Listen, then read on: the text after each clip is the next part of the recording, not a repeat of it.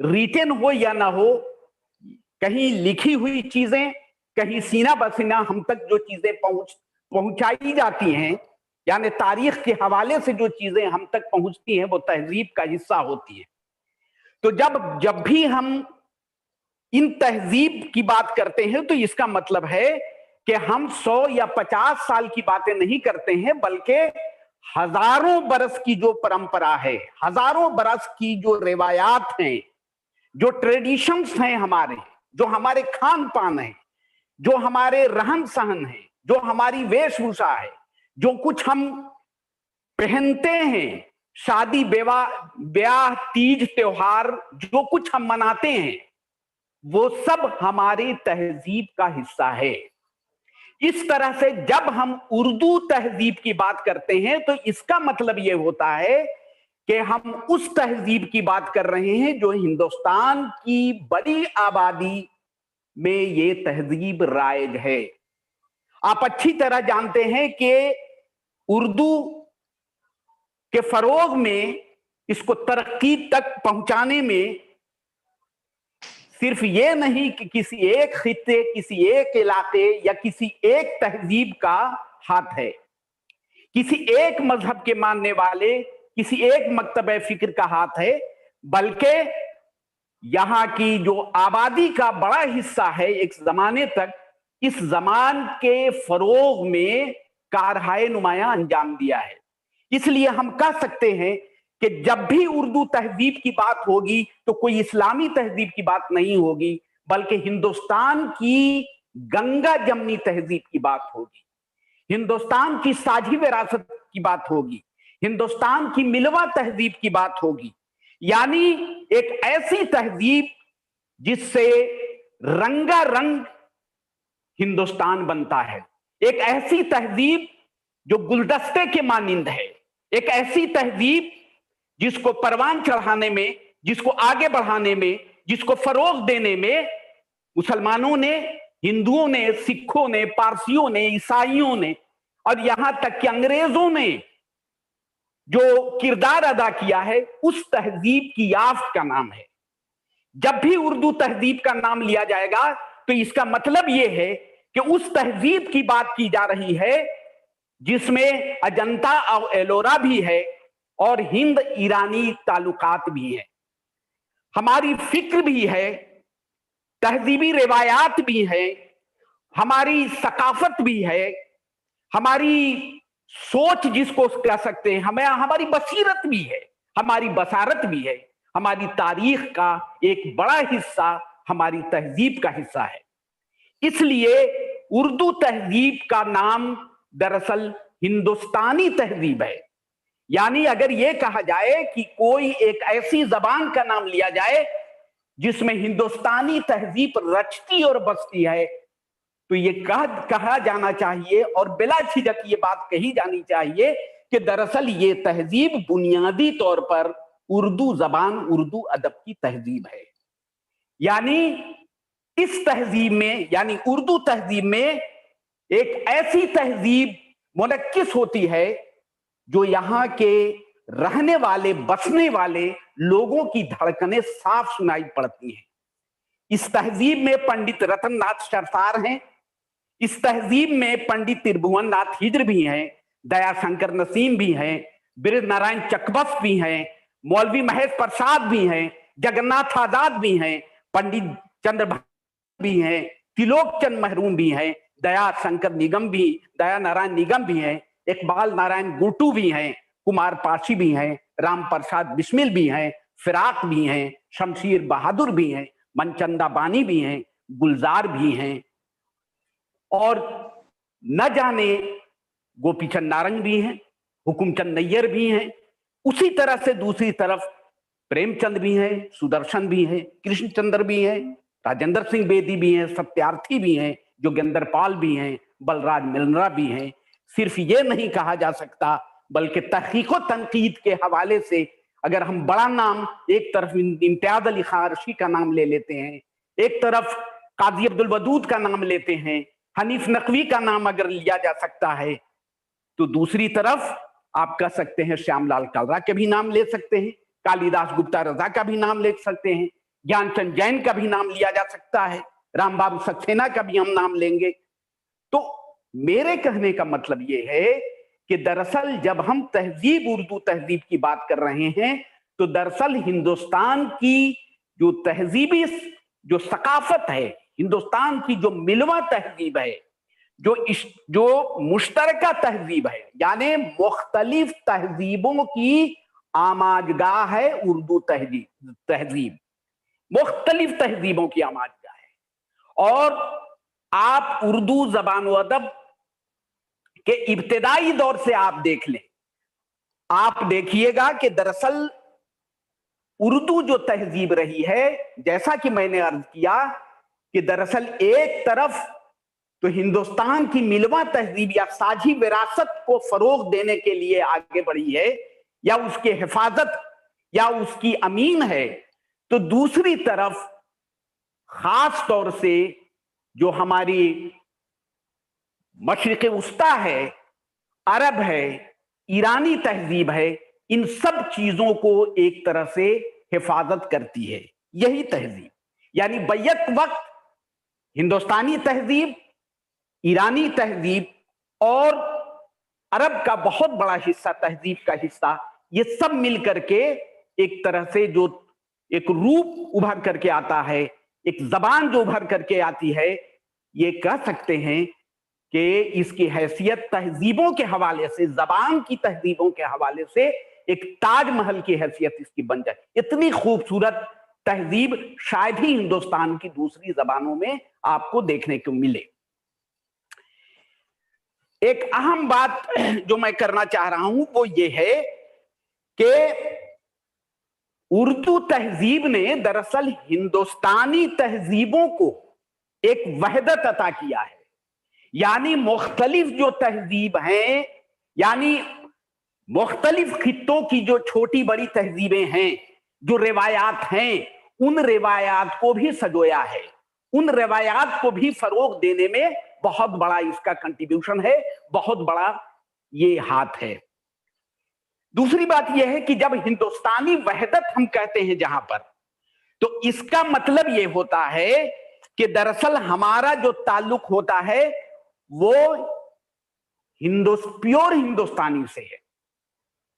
इसी तरह से जब हिंदुस्तानी तहजीब हम कहते हैं तो इसका मतलब यह होता है कि जो हिंदू देवमाला है, हिंदुस्तानी तहजीब का सरमाया है।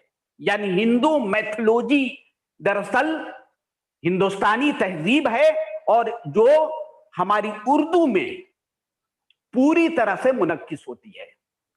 जब भी हम मुताला करेंगे तहजीबों के हवाले से, तो बैक वक्त कई तहजीबों का हम मुताला करते हैं, जैसा कि मैंने अर्ज किया, लेकिन इसका बड़ा हिस्सा हिंदुस्तानी तहजीब से इबारत है। इसलिए कि इस जबान की जो पैदाइश हुई है, इस जबान का जो खमीर उठा है जिस मिट्टी से, वह हिंदुस्तानी मिट्टी है। इसी हिंदुस्तान की सरजमीन में ये पैदा हुई, यही इसने जन्म लिया, और मुख्तलिफ तहजीबों के मानने वाले, मुख्तलिफ जबानों के मानने वाले, मुख्तलिफ धर्म को मानने वाले, मुख्तलिफ मजाहिब के मानने वाले लोगों ने इसमें अपना कंट्रीब्यूशन किया है। तो जाहिर सी बात है कि जैसा मैंने कहा कि दरअसल उर्दू का जो शेरो अदब है, खास करके शायरी का हिस्सा आप देख लें पहले, तो उसमें आप देखिएगा कि जिस तरह से उर्दू तहजीब में हिंदू देवमाला यानी हिंदुस्तानी तहजीब का सरमाया इस कदर हमारे यहां मौजूद है कि आप बबांगे दोहल ये कह सकते हैं कि इस पर यह इल्जाम लगाया ही नहीं जा सकता, इस जबान पर यह इल्जाम नहीं लगाया जा सकता कि इस जबान में सारी चीजें फारसी से हैं या सारी चीजें अरबी से आई हैं, यानी फारसी के जेरे असर वो सारी चीजें इसमें मुतरश्शे हो रही हैं। ऐसा नहीं है, बल्कि जबान और लिपि के हवाले से अगर आप बात को मिनहा कर दें, उसको अलग कर दें, तो दरअसल इसका जो खमीर है, यानी उर्दू अदब का जो शेरो अदब है, उर्दू जबान का जो शेर व अदब है दरअसल वो बुनियादी तौर पर हिंदुस्तानी है और खालिस हिंदुस्तानी है, इसमें कोई शक की बात नहीं है।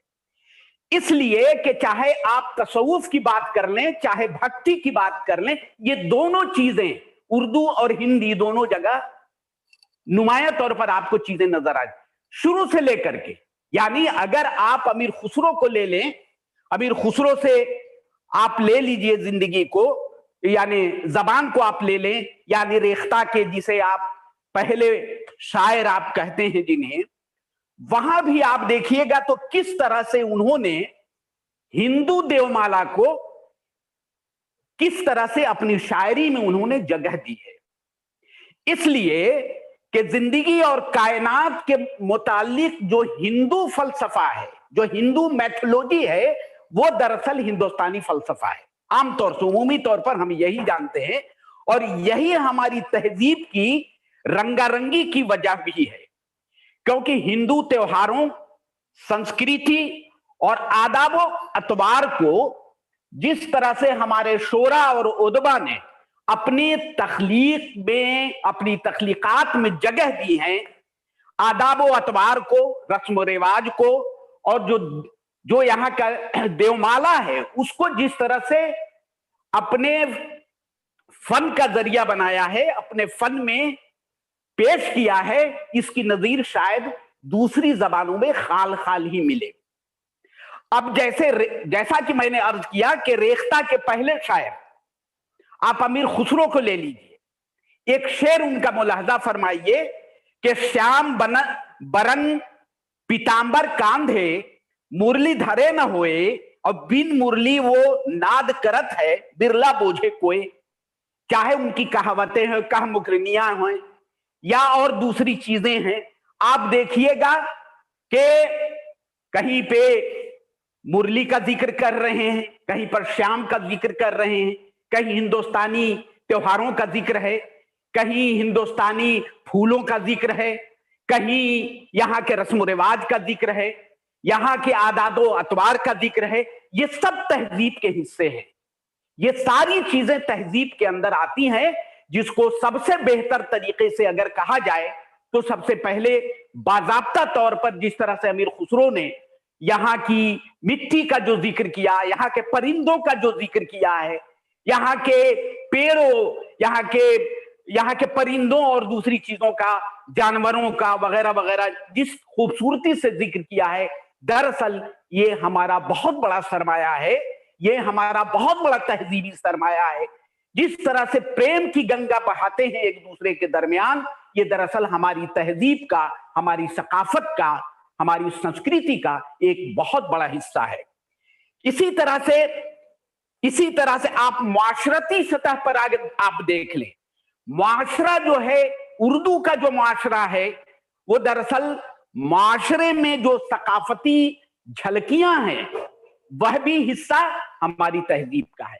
आप उर्दू मुआशरे में आप देख लीजिए कि बच्चे की पैदाइश का मामला हो, शादी ब्याह का मामला हो, रसूम हो, मुस्लिम बादशाहों के जरिया जन्म पत्रा दिखाने के लिए ब्राह्मण को बुलाने का मामला हो या मशवरा लेने का मामला हो, वगैरह वगैरह, ये सारी जो चीजें हैं वो दरअसल पूरी तरह से हिंदुस्तानी तहजीब इन शायरों के यहां, जो चाहे दक्कन के हो चाहे शुमाली हिंदुस्तान के हो, उनके यहां पूरी तरह से जलवागर नजर आती है।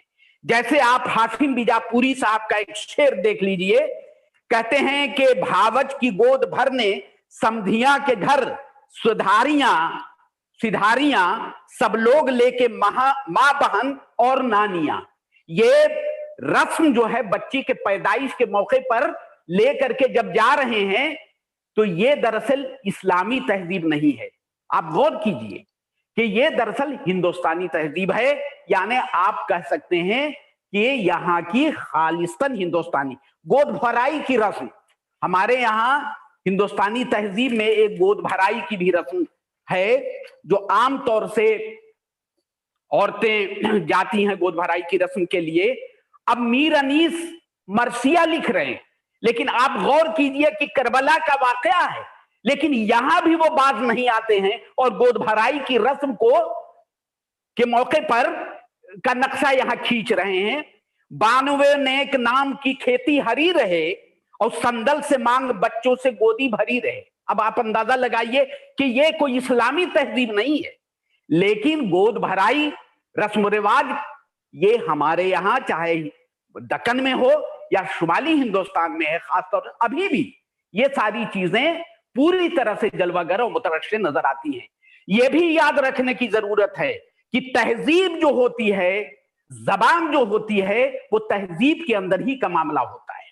अदब जो है तहजीब का ही मामला होता है, और तहजीबें जो होती हैं वो मजहब से आगे की चीज बाद दफा हो जाती है। जबानें भी बहुत आगे, यानी कभी कभी मजहब को पीछे छोड़ करके जबानें आगे निकल जाती हैं। अगर ऐसा न होता तो आप याद कीजिए बांग्लादेश को कि एक ही मजहब के मानने वाले जबान की बुनियाद पर, तहजीब की बुनियाद पर, सकाफत की बुनियाद पर ये दो अलग मुल्क में तकसीम हो जाते हैं। इसकी बुनियाद सिर्फ तहजीब और जबान है, इसमें कोई दो राय नहीं है कि ये तहजीब जो होती है। वरना अगर इस मुल्क का मानने वाला मुसलमान अगर ये कह दे कि उर्दू हमारी जबान है तो उसके हिसाब से उसकी तहजीब होनी चाहिए, लेकिन ऐसा नहीं है, क्योंकि उर्दू किसी एक कौम, किसी एक खित्ते, किसी एक इलाके की जबान नहीं है। इसलिए कोई शख्स ये दावा नहीं कर सकता है कि फला तहजीब ही पूरी तरह से मुनक्किस हुई है, नहीं, बल्कि हिंदुस्तानी तहजीब जब हम कहते हैं तो इसका मतलब यह होती है कि हिंदुस्तानी वहदत पर मुश्तमल, हिंदुस्तानी वहदत पर मबनी तहजीब की बात कर रहे हैं, जिसकी नुमाइंदगी हमारी जबान उर्दू करती है। अब सवाल यहां यह उठाया जा सकता है कि हिंदुस्तानी वहदत की बुनियाद क्या है, यानी हिंदुस्तानी तहजीब की जो वहदत है उसकी बुनियाद क्या हो सकती है। तो कहा गया है कि तीन अहम जो नुक्ते हैं इस हिंदुस्तानी वहदत में, वो है हुजूरी फिक्र, यानी जिसको ज्ञान योग कहा जाता है, ज्ञान योग, हुजूरी फिक्र, और दूसरा है कर्म योग, यानी जो हमारा तरीक़े अमल है ये है, और तीसरा है भक्ति योग, यानी तरीक़े अकीदत व मोहब्बत। ये तीन बुनियादी चीजें अदब में, यानी उर्दू अदब में खास तौर से आप तहजीबों के हवाले से देखेंगे तो ये तीन चीजें हमारे उदबा और शोरा के यहां हर जगह किसी न किसी शक्ल में नजर आएंगी। इसी तरह से आप देखें कि दक्कन के मसनवी निगार शाह तुराब, जो जिनकी मसनवी आपके मन समझामन है, अब देखिए किस तरह से हिंदुस्तानी जो तहजीब है या जो मैथोलॉजी है किस तरह से वो बयान करते हैं। कहते हैं कहीं कृष्ण अवतार, कहीं राम लक्ष्मण, कहीं भीम अर्जुन, कहीं हम ब्राह्मण, केते पूजते हैं सदा राम लक्ष्मण, केते पूजते हैं एक और निरंजन। इसी तरह से अब देखिए हमारा शायर किस तरह से हिंदुस्तानी तहजीब को जगह दे रहा है। अब मसनवी सहरुल बयान हर शख्स ने पढ़ा है। अब मसनवी सहरुल बयान में बादशाह जो है वो किसी मौलवी को, किसी मौलाना को, किसी आलिम दीन को नहीं बुलाता है। वो बुला किसको रहा है? वो पंडित को बुलाता है। अब क्या कहते हैं, और उससे विचार करता है, उससे मशवरा करता है कि बच्चे की पैदाइश होगी कि नहीं होगी। वो सब आप अच्छी तरह जानते हैं, लेकिन मैं सिर्फ जिक्र करना चाहता हूं कि हमारी जो तहजीब है वो किस तरह से रंगारंग तहजीब है। किया पंडितों से जो अपना विचार, तो फिर उंगलियों पर किया कुछ शुमार, जन्म पतरा शाह का देख कर तुला और बरछक पर कर कर नजर, कहा राम जी की है तुम पर दया, चंद्रमा सा बालक तुझे होएगा। अब ये बताइए कि साहब ये पंडित जी बादशाह सलामत को ये बशारत दे रहे हैं कि चूंकि ये इसको मजहबी पॉइंट ऑफ व्यू से नहीं देखा जा सकता, जैसा कि मैंने कहा کہ ادب کا मजहब से रिश्ता बिल्कुल नहीं होता। मजहबी उमूर को अदब के हवाले से हम पेश कर सकते हैं, लेकिन आप ये नहीं कह सकते कि इस पर ये इल्जाम नहीं लगा सकते, ये नहीं कह सकते कि अदब में ये चीज का होना जरूरी ही है। नहीं, अदब अदब है। तो इस तरह से वो बयान कर रहे हैं। इसी तरह से जो यहाँ की तहजीब है, जैसे गंगा के हवाले से, जैसे गीता के हवाले से, जैसे कृष्ण के हवाले से, जगहों में मथुरा, बनारस, वृंदावन वगैरह को जिस तरह से उर्दू के शोरा और उदबा ने अपनी यहाँ जगह दी है, वो हमारे यहाँ एक तारीखी हकीकत है जिसे सर्फ नजर नहीं किया जा सकता। इसी तरह से तसव्वुफ और भक्ति के जमाने में भी कृष्ण और राम इसी तरह से मुहावरों में इस्तेमाल हुए हैं, मुहावरे के तौर पर इस्तेमाल हुआ है। राम को तो खास तौर से जगह दी गई है। उर्दू शायरी में राम राम कहना, राम दुहाई, राम की माया, राम कहानी सुनना सुनाना वगैरह वगैरह। आप मीर को देख लीजिए, क्लासिकी शायर मीर को देख लीजिए, किस तरह से मीर ने राम के तस्वुर को उर्दू शायरी में पेश किया और कितनी खूबसूरती से पेश किया है। मीर का शेर है, सुन लीजिए। फुर्सते ख्वाब नहीं जिक्रे बुता में हमको, फुर्सते ख्वाब नहीं जिक्रे बुता में हमको, रात दिन राम कहानी सी कहा करते। यहां राम कहानी करना यानी फिक्रे बुता में जो गम है, जो परेशानी है, जो मसाइल हैं, उस दुख को वो राम कहानी करे। उसी तरह से कि राम जी जिस तरह से वनवास गए और वनवास की वजह से जो उन पर कर्ब हुआ, जो परेशानियां हुई, जो एक तरह से इजमहाल की कैफियत पैदा हुई, ये इसके बुता में शायर उसी तरह से कराह रहा है, उसी तरह से परेशान है, उसी तरह से गिरियादारी कर रहा है। अब अल्लामा इकबाल ने तो बाज़ाब्ता राम को इमाम हिंद कह दिया कि साहब है राम के वजूद पे हिंदोस्तां को नाज, अहले नजर समझते हैं उसको इमाम हिंद उन्होंने कहा। इसी तरह से आप उनके नया शिवाला को देख लीजिए कि नया शिवाले का एक बंद मुझे याद आ रहा है कि सूनी पड़ी हुई है मुद्दत से दिल की बस्ती, एक नया शिवाला इस देश में बना ले और दुनिया की तीरथों से ऊंचा हो अपना तीरथ, दामाने आसमां से इसका कलश मिला दे, हर सुबह उठ के गाएं मंत्र वो मीठे मीठे, सारे पुजारियों को मैं पीत की पिला दें। और शक्ति भी शांति भी भक्तों के गीत में है, शक्ति भी शांति भी भक्तों के गीत में है, और धरती के वासियों की मुक्ति प्रीत में है, मोहब्बत में है। अमन और सुकून कहां? मोहब्बत से।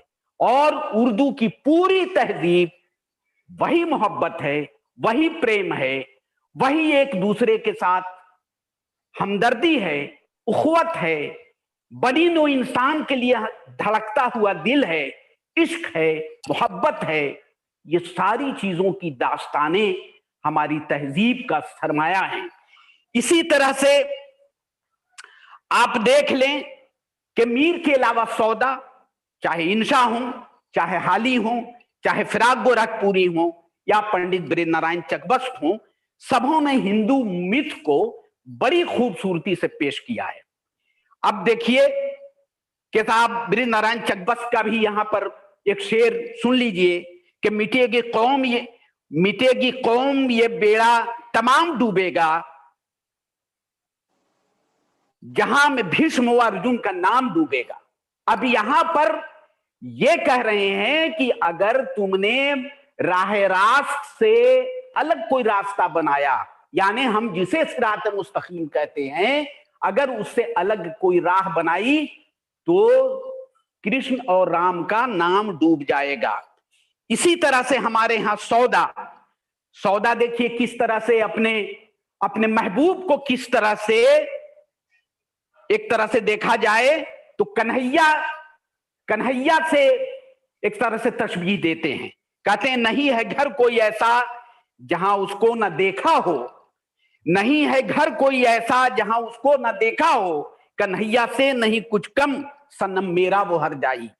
इसी तरह से नजीर के यहाँ आप देख लीजिए कि यहाँ के त्योहारों, यहाँ के मेले, ये होली हो, दिवाली हो, बांसुरी वाले के बारे में हो, महादेव का मेला हो, या दुर्गा जी का दर्शन हो, बलदेव जी का मेला हो, बांसुरी वाला हो, वगैरह वगैरह तमाम जो हिंदुस्तानी तहजीब है, हिंदुस्तानी जो रिवायात हैं, जो मेले ठेले हैं, जो खेत और खलियान हैं, उन सब को नजीर ने बड़ी खूबसूरती से अपनी नज्मों का हवाला बना दिया।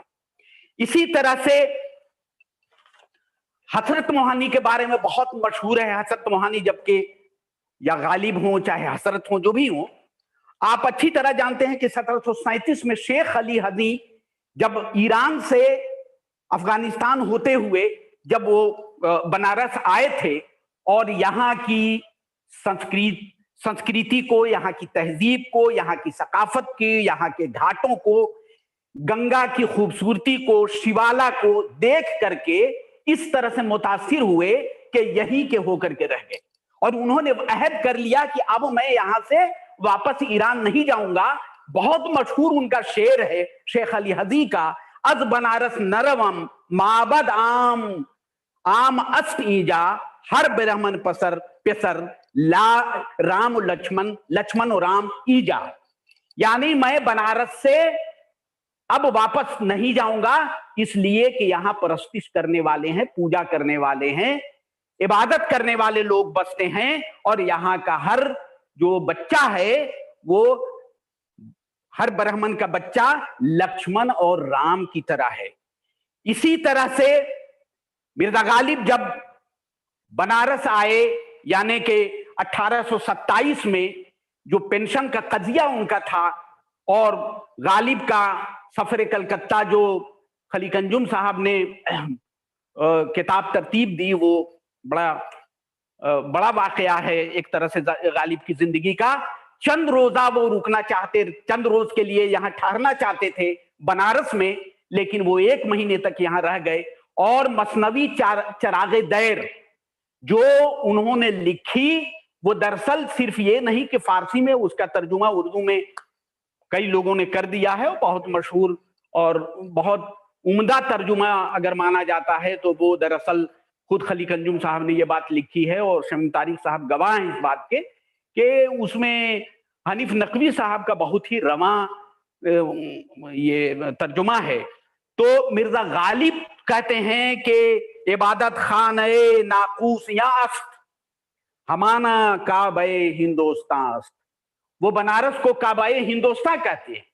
तो इस तरह से यहाँ के मौसमों का जो जिक्र किया है, यहाँ की जो तहजीब का जिक्र किया है, यहाँ के अबीर और गुलाल का जो जिक्र किया है, गंगा की खूबसूरती का जो जिक्र किया है, उसके हुस्न जमाल का जो जिक्र किया है, धूप और अबीर और गुलाल का जो जिक्र किया है, यहाँ की संकरी और पतली गलियों की ब्यूटी और उसकी जमाल का, उसके हुस्न का, उसकी खूबसूरती का जो बयान है, ये हमारी तहजीब का यानी हिंदुस्तानी तहजीब का एक बहुत बड़ा असासा है जिस पर जितना भी आप फख्र करें कम है।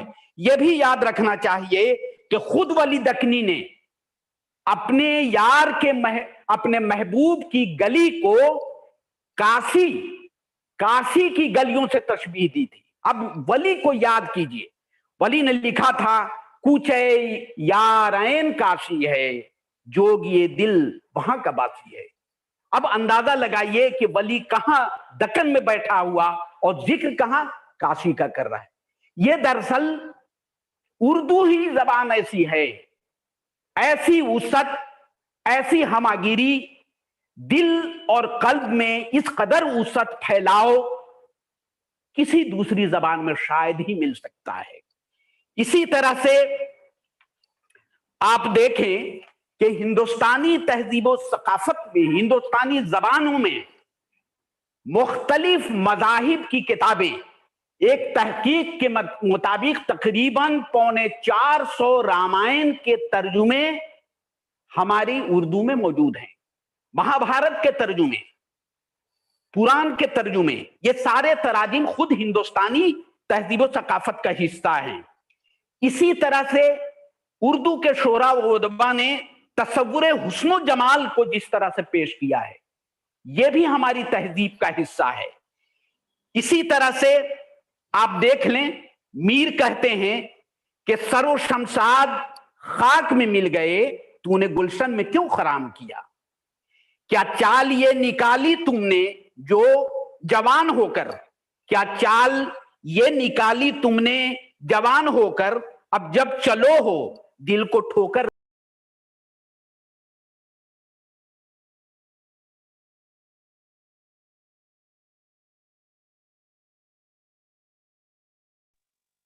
सर आपकी आवाज नहीं आ रही है, आवाज आपकी बंद हो गई है सर।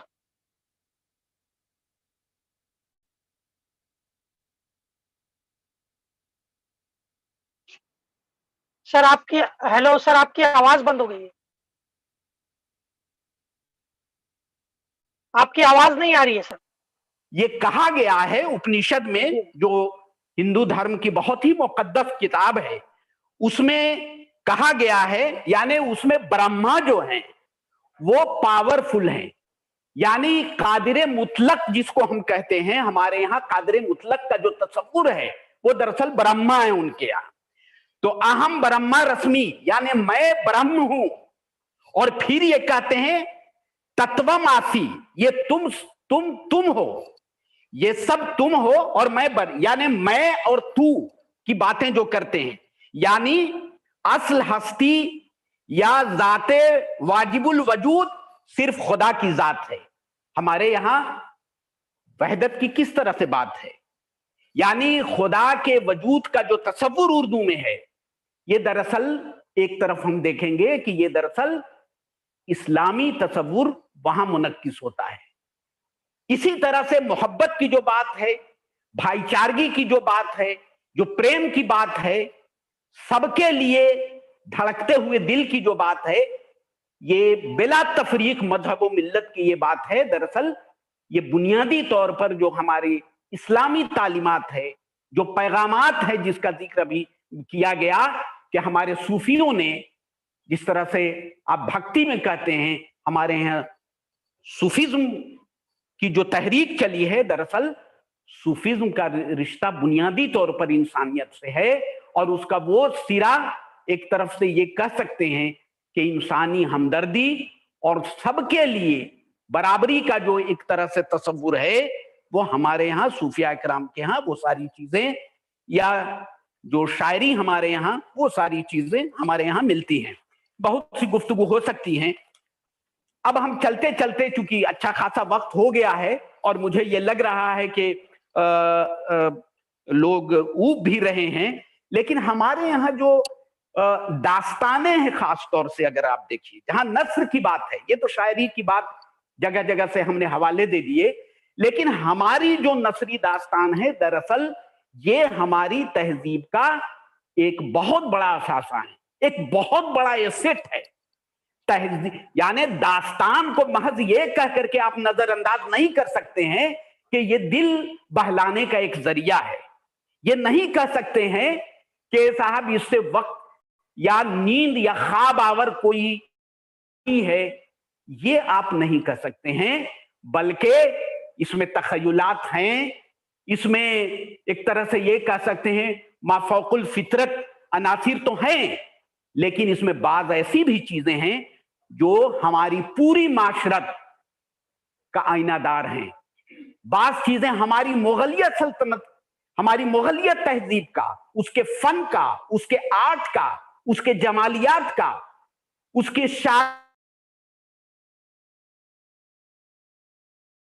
जो खाने इस्तेमाल हुए, उन सब का आपको जिक्र मिल जाएगा। इसी तरह से पूरा मुआशरा, पूरी तहजीब हमारी दास्तानों में फैली हुई है। इस माशरे, इस तहजीब को हम हिंद ईरानी या मुगल शाही तहजीब कह सकते हैं। ये हमारे उर्दू अदब में है पूरी तरह से। इसमें कहीं मोहम्मद शाही दिल्ली का पुरशुकोर नजारा है, तो कहीं नवाबीन अवध का हसीन और दिलकश लखनऊ आपको दिखाई देगा। बागो बहार, फसाना अजायब और अमीर हमजा में दिल्ली और लखनऊ की जिंदगी के कई जगमग जगमग आपको नजर आ जाएंगे, उसकी झलकियां आप देख सकते हैं। फसाना अजायब के दीबाचे में नसीरुद्दीन हैदर का लखनऊ अपनी पूरी आबोताब की तरह आपको नजर आ जाएगा। इसी तरह से भूली भटकी जो दूसरी तहजीबें हैं उसके भी नुकूश आप जगह जगह हमारी दास्तानों में देख सकते हैं।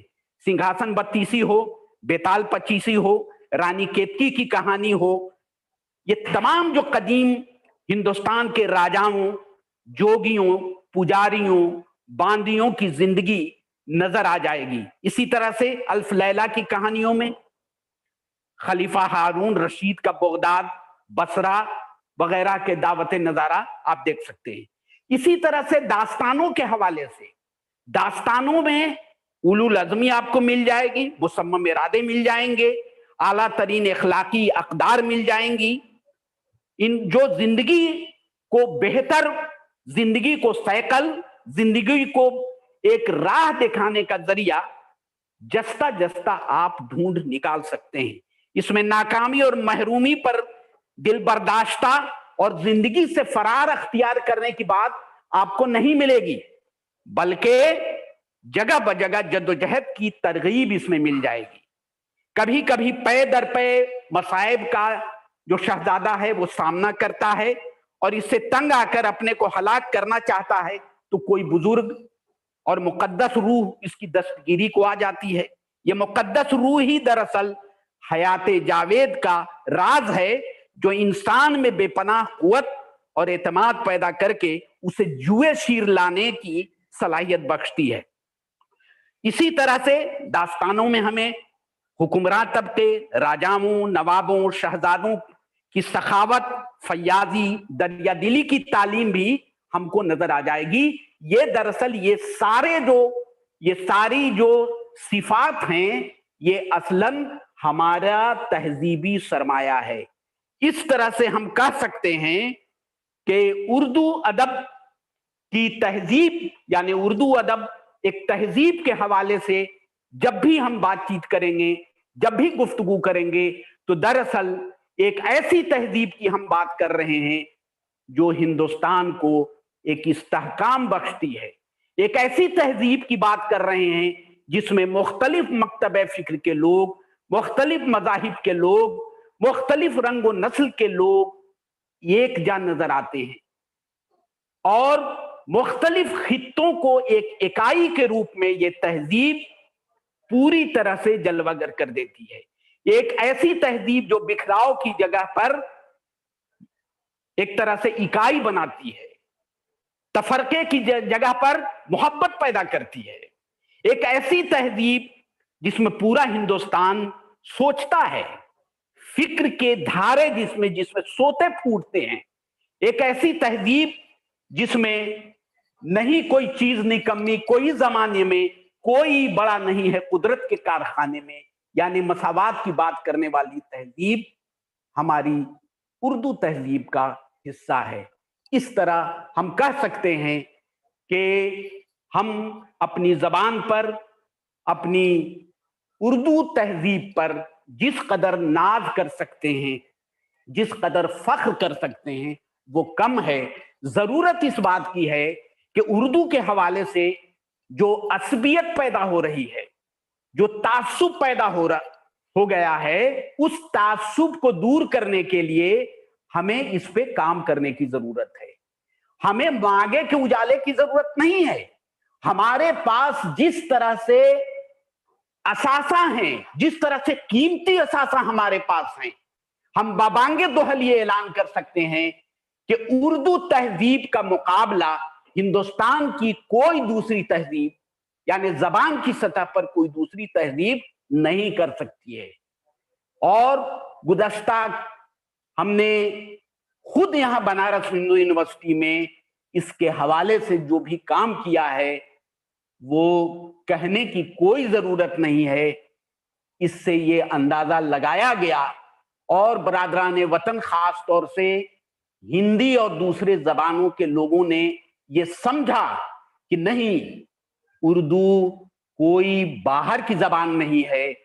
इसी तहजीब की बुनियाद पर हमारे पास ہمارے ادبا نے، ہمارے شعرا نے، ہمارے دانشوروں نے جو تہذیب ہمیں دی ہے زبان کے حوالے سے، اسے فروغ دینے کی ضرورت ہے، اسے واضح کرنے کی ضرورت ہے، اس کی بنیاد پر یہ کہنے کی ضرورت ہے کہ یہ زبان دراصل ہندوستان کی زبان ہے، خالص ہندوستانی زبان ہے، اور اسی مٹی میں یہ پلی ہے، بڑھی ہے، اس کا فروغ ہوا ہے، اور ایک گلدستے کی شکل میں آج موجود ہے۔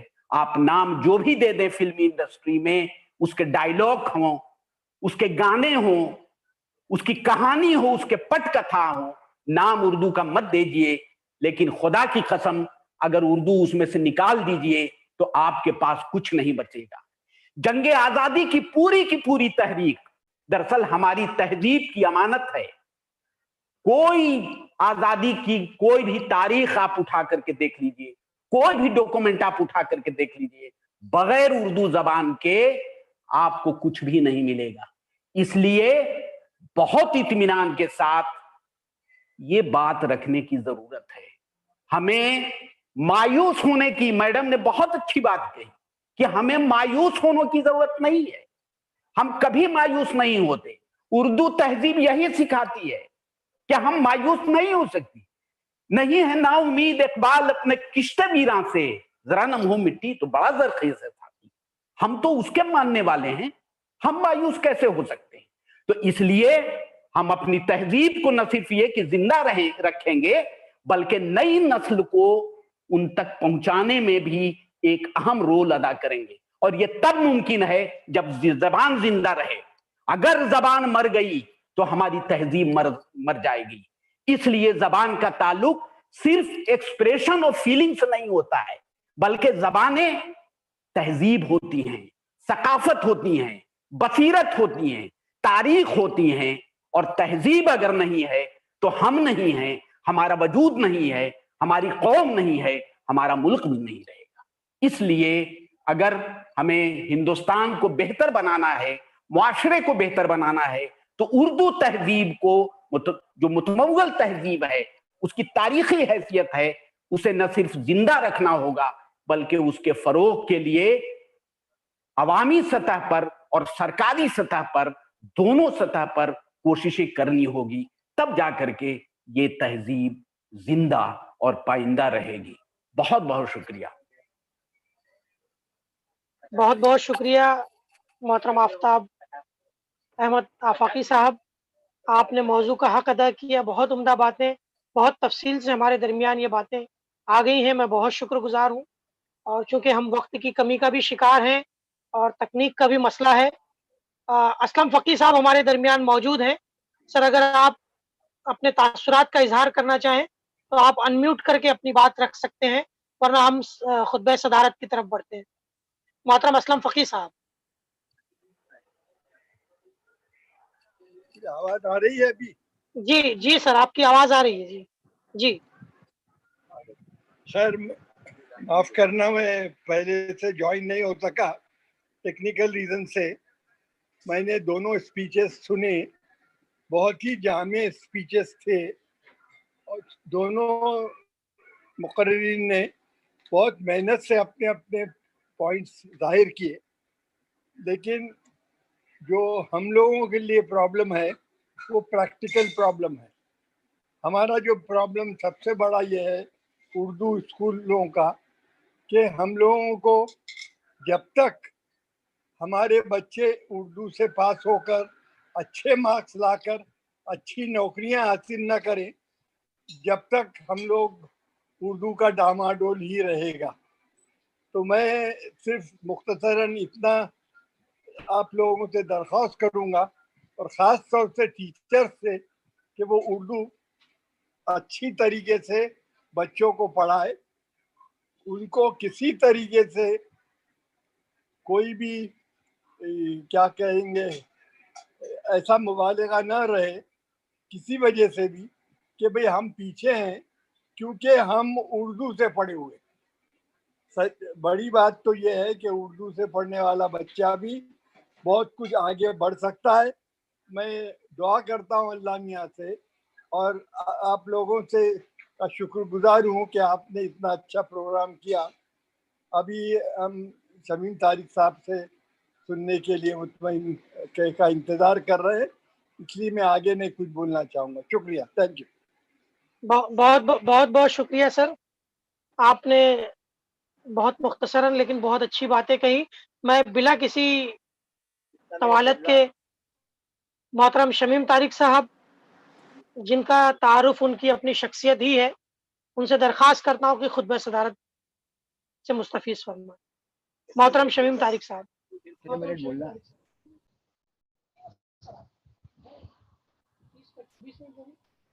محترم سامعین اور ناظرین، سب سے پہلے تو میں شکریہ ادا کرتا ہوں مومن فہیم احمد صاحب کا اور ان کے ادبی کارماں کے رفقا کا، جنہوں نے ایک ایسے موضوع پر آج کے اس ویبینار کا انعقاد کیا ہے جو ہمیں ہمارا بھولا ہوا سبق یاد کرنے کی تحریک عطا کرتا ہے. پھر ہم ان کا اس لیے بھی شکریہ ادا کرتے ہیں کہ بحیثیت خصوصی مقرر یا خصوصی مدعو انہوں نے ایسی شخصیتوں کو دعوت دی ہے جو اپنے اداروں میں کیمی کے کیمپس دیکھ لیجئے، اعظم کیمپس دیکھ لیجئے، آپ ہمارے انجمن ترقی اردو ہند کی تنظیم دیکھ لیجئے، ہر جگہ ایک تہذیب کی، اردو تہذیب کی پرورش بھی کر رہے ہیں اور ان محرکات کی طرف بھی اشارہ کر رہے ہیں جن کے تحت اس کی بنیاد ڈالی گئی ہے. یہ بڑا کام ہے. پروفیسر آفتاب احمد آفاقی صاحب اپنے خطابت کی وجہ سے، اپنی تحریروں کی وجہ سے ہر طرف جانے جاتے ہیں، مقبول ہیں، اور وہ ان انتظامی صلاحیتوں کی وجہ سے بھی بہت مقبول ہیں جن کا مظاہرہ انہوں نے صدر شعبہ کی حیثیت سے بنارس ہندو یونیورسٹی کے شعبہ اردو میں کیا ہے. بڑے خوبصورت پروگرام کیے ہیں، بڑے مفید پروگرام کیے ہیں. آج بھی انہوں نے بڑی اچھی گفتگو کی، بڑی جامع گفتگو کی ہے. میں بہت مختصراً کچھ باتیں آپ سے عرض کروں گا کہ آپ تہذیب کا کوئی بھی مفہوم متعین کریں. تہذیب کا مطلب طرز زندگی لیں، طرز معاشرت لیں، یا تہذیب کا مطلب اقدار کے ہم آہنگ شعور سے لیں، یا تہذیب کا مطلب اس شعور کی رو سے لیں جو ہمارے اعمال اور افکار کو کی صورتگری کرتی ہے. ہر صورت میں اس میں ملکی روح شامل ہوتی ہے. ملکی روح کی شمولیت کے بغیر کوئی تہذیب وجود میں نہیں آتی ہے. اور اس کا مظاہرہ ہر قدم پر، ہر دور میں، ہر خطے میں اردو کرتی رہی ہے. اردو کا کوئی تصور اس کے بغیر ہمارے ذہن میں نہیں آ سکتا، آپ کے ذہن میں نہیں آ سکتا. ہم اس کی بہت سی عملی مثالیں آپ کو دے سکتے ہیں اردو کے سلسلے میں کہ اس کو پروان چڑھانے والوں نے چڑھایا، لیکن کچھ ایسے لوگ بھی ہیں جنہوں نے اس کو تعریف اس انداز سے کی کہ وہ اس کے لیے تحقیر کی بات ہو گئی. مثلا اس کا تعلق خانقاہوں سے رہا ہے، بے شک بادشاہوں کے درباروں اور امیروں کے درباروں سے رہا ہے، بے شک ہم اس کو تسلیم کرتے ہیں، لیکن کسی طبقے یا خطے میں اس کو محدود کر دینا اس لیے جائز نہیں ہے، یہ صحیح نہیں ہے. مثلا میر کے بارے میں کہا جاتا ہے کہ جب میر لکھنؤ آئے، اہلیہ نے لکھنؤ ان سے ملنے کے لیے آئے اور ان سے درخواست کی کہ بھئی آپ کو شعر سنائیے، تو میر نے کہہ دیا تھا کہ بھئی ہم آپ کو شعر نہیں سنا سکتے، اس لیے کہ آپ جامع مسجد کی سیڑھیوں کی زبان اور اس کی تہذیب کو نہیں جانتے. یہ وہاں کے لوگوں کو برا بھی لگا کہ صاحب ہم انوری کو سمجھ لیتے ہیں، خاقانی کو سمجھ سکتے ہیں، سعدی کو سمجھ سکتے ہیں اور آپ کو نہیں سمجھ سکتے. تو انہوں نے کہا تھا کہ آپ جامع مسجد کی سیڑھیوں کی زبان اور اس کی تہذیب کو نہیں سمجھ سکتے.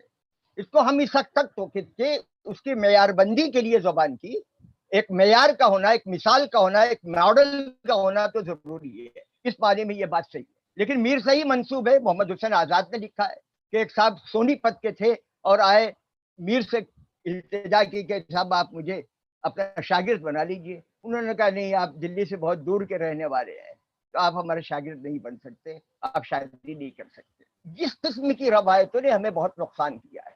ہمارے یہاں ایک تھوڑے سے فرق کے ساتھ، کہیں ہم اختلاف ان سے کریں گے، لیکن ایک جامع بات کہی ہے R.W. فریزر نے، 19ویں صدی کا مورخ ہے. ہم اس کی بات کو بڑی حد تک تسلیم کرتے ہیں. اس میں بڑی صداقت ہے.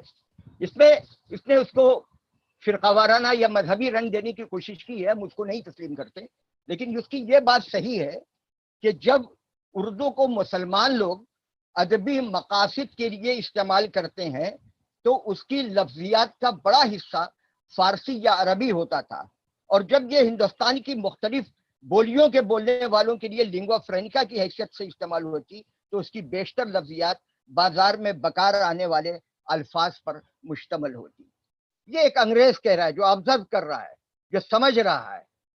اب عملی سطح پر اس کا مظاہرہ دیکھیے، ہندوستان کی کوئی زبان اس طرح اپنے کو پیش نہیں کر سکتی کہ اس کی جڑیں اس حد تک ہندوستان کی مٹی میں ہوں۔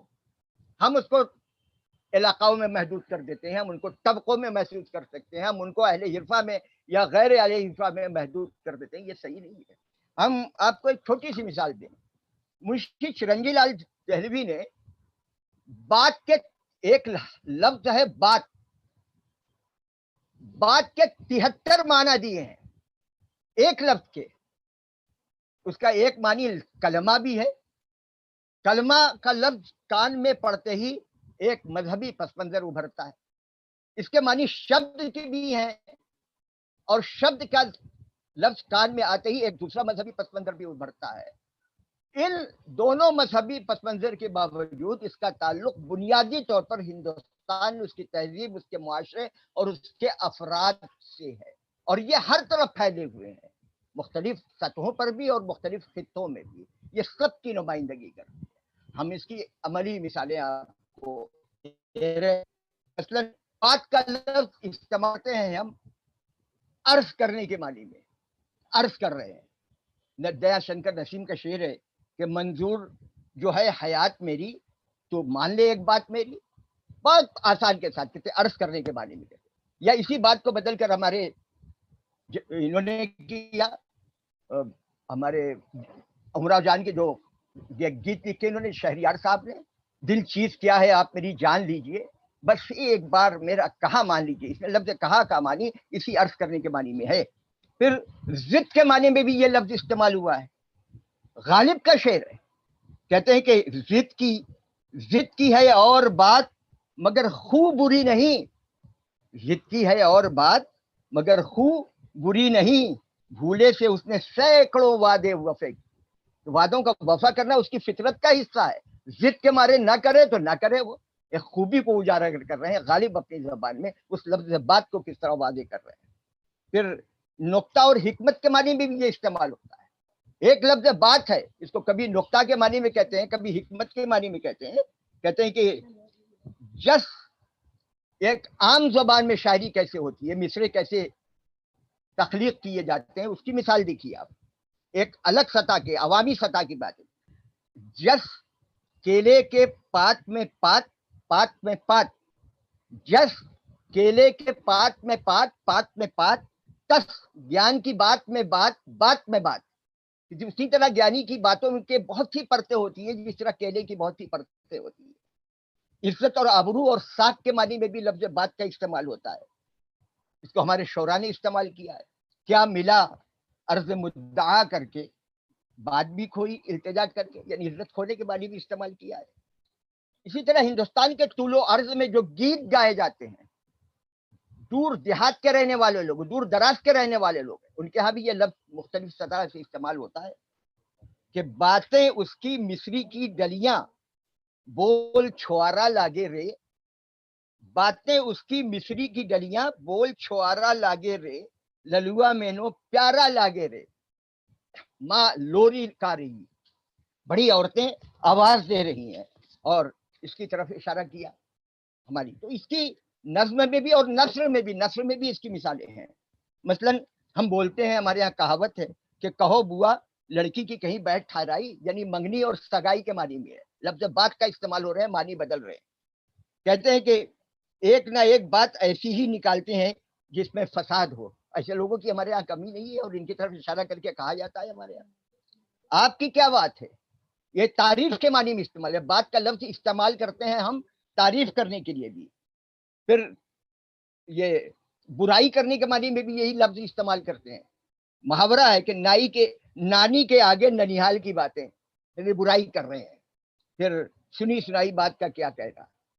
برائی کے معنی بھی استعمال ہوتا ہے. تو کئی معنی میں ایک لفظ استعمال ہوتا ہے اور ہر لفظ میں ایک تہذیب پروان چڑھتی ہے ہر سطح پر, چاہے وہ خانقاہوں سے وابستہ ہو, چاہے درباروں سے وابستہ ہو, چاہے عام لوگوں سے وابستہ ہو, یا کھیتوں اور کھلیانوں سے وابستہ ہو. ہر جگہ ایک تہذیب پڑ گئی, تو کسی ایک خاص طبقے میں, کسی خاص خطے میں محدود نہیں کیا جا سکتا. مثلا نذیر نے کہا ہے کہ جھگڑا نہ کرے مذہب و ملت کا کوئی یاں, جس راہ میں جو آن پڑے خوش رہے ہر آن, زنار گلے یا کہ بغل بیچ ہو قرآن. عاشق تو قلندر ہے, نہ ہندو نہ مسلمان, کافر نہ کوئی صاحب اسلام رہے گا, آخر وہی اللہ کا ایک نام رہے گا.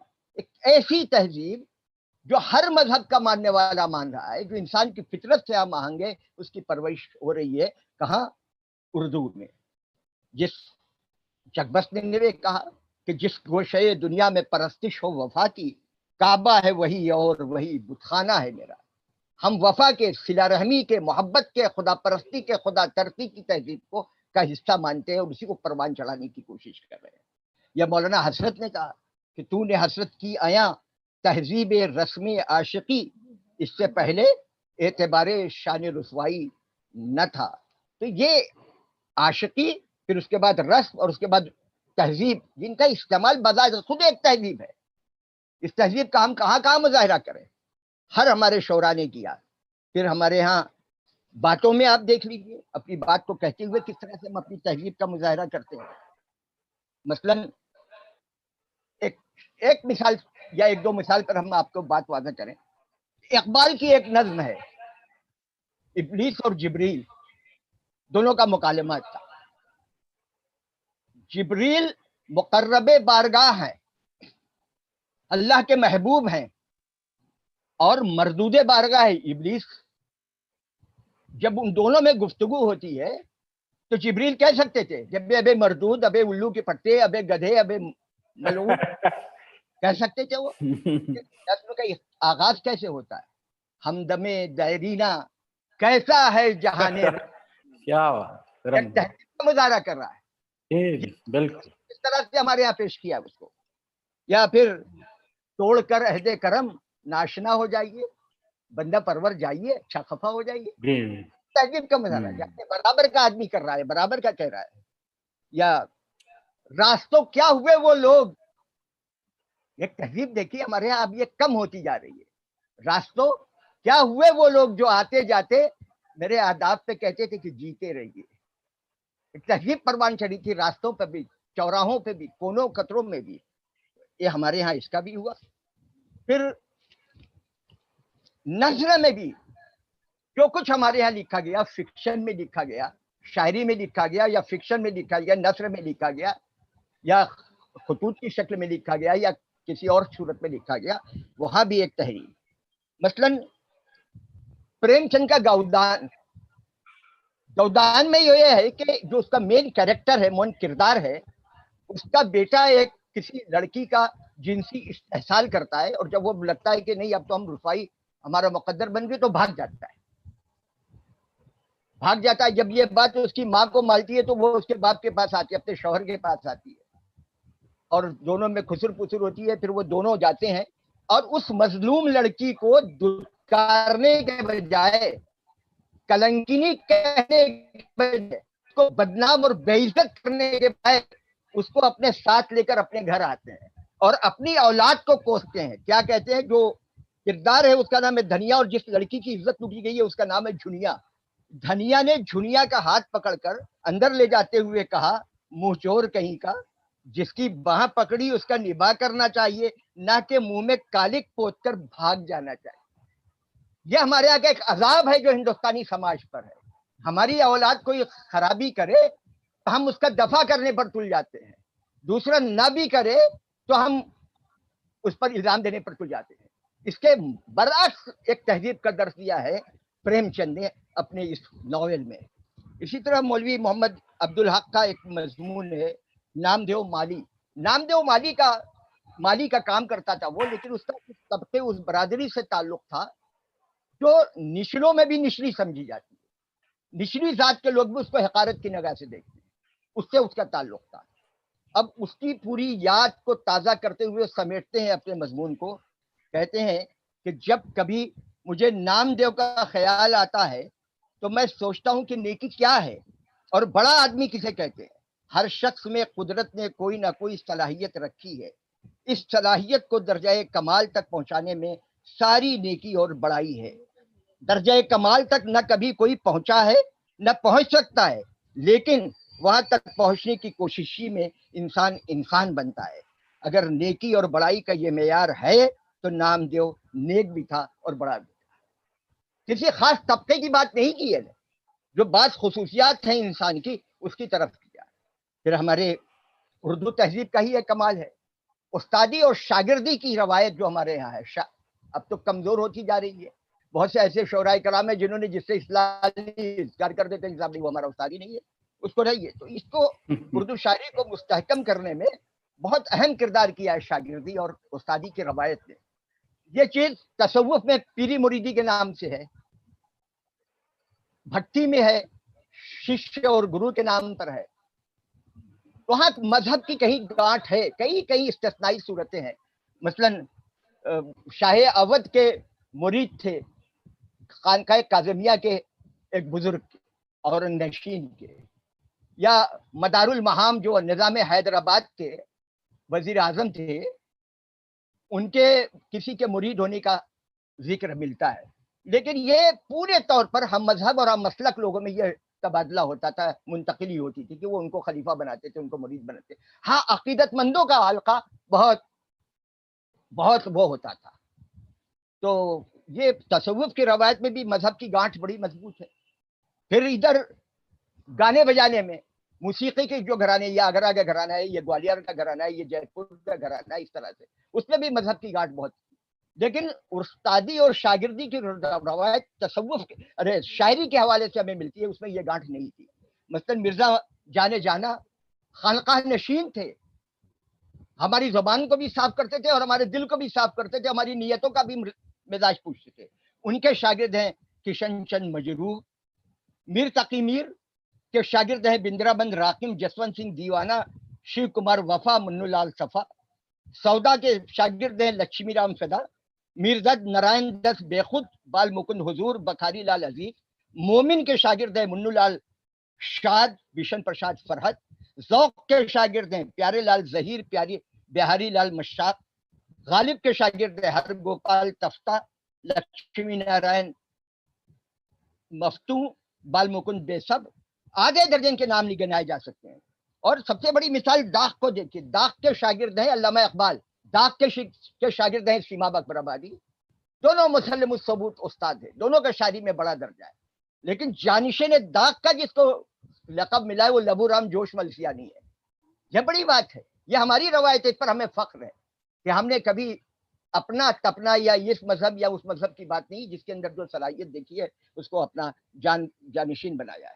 اسی طرح حضرت امیر مینائی بھی صاحب سجادہ تھے، لیکن ان کے شاگرد تھے جوالا پرساد برق. کون اردو والا ہے جو ان کے نام سے واقف نہ ہو؟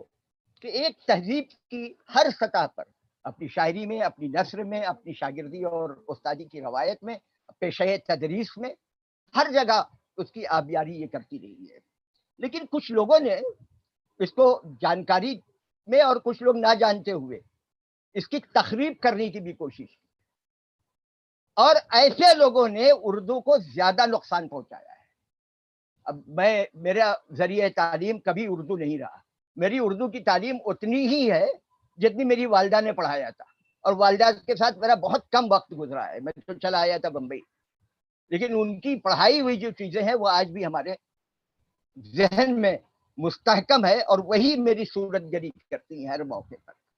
اب اس کے بعد یہ کہ بڑے بڑے دعوے کرنے کے بعد ایک طبقے میں، ایک حلقے میں، ایک علاقے میں اس کو محدود کرنے کی کوشش کی، اور اس سے ہوتے ہوتے پھر اپنی ذات میں محدود کرنے کی کوشش کی کہ نہیں ہماری ذات کے حوالے سے سب کچھ دیکھا جائے. ہمارے علمی دفینے، علمی ذخیرے برباد ہو گئے، کہ کتنے ادارے برباد ہو گئے، کتنے لوگ خرابی کا شکار ہو گئے، کتنے لوگوں نے مزاج بدلنے کی کوشش کی ہے، لفظ کو لفظ نہیں سمجھا، اس طریقے سے استعمال کیا ہے کہ جو دعائیہ لفظ جو ہے وہ خرابی کا لفظ بن جاتا ہے. ان چیزوں سے دور کرنے کی کوشش کرنی چاہیے. ہماری تہذیب اپنے بل پر زندہ ہے, ہم اس کو مزید تقویت پہنچانے کی کوشش کریں, یہ ہمارا فیصلہ ہے. اور جن لوگوں نے ہمارے اداروں کو, ہماری تہذیبوں کو, ہمارے شعبوں کو, ہماری روایات کو غیر مستحکم کرنے یا تباہ کرنے کی کوشش کی ہے, ان کے خلاف لوگوں کو آگاہ کریں, ان کی طرف اشارہ کر کے کہیں کہ ہم نے کوئی ناواقف آداب چمن گزرا ہے, ہم نے کانٹوں پہ بھی ہونٹوں کے نشان دیکھے ہیں. ایسے کتنے لوگ ہیں جنہوں نے اپنے اداروں کو, جس ادارے سے وہ وابستہ ہوئے, اس ادارے کو تباہ کر دیا, اور ہم ان کی واہواہی کر رہے ہیں. اس مزاج کو ہم کو نجات پانا ہے. ہماری اردو تہذیب 2 اور 2 4 کہتی ہے, 2 اور 2 3.5 نہیں کہتی. وہ دشمنی مول لے کر بھی محبت کی فراوانی کا درس دیتی ہے. جو دلوں کو فتح کر لے وہی فاتح زمانہ کا اعلان کرتی رہتی ہے, نعرہ مستانہ لگاتی ہے. شکریہ فہیم صاحب, ایک دفعہ پر بہت بامقصد جلسے کا اپنے ویبینار کا آج آپ نے انعقاد کیا. شکریہ. بہت بہت شکریہ محترم شمیم طارق صاحب.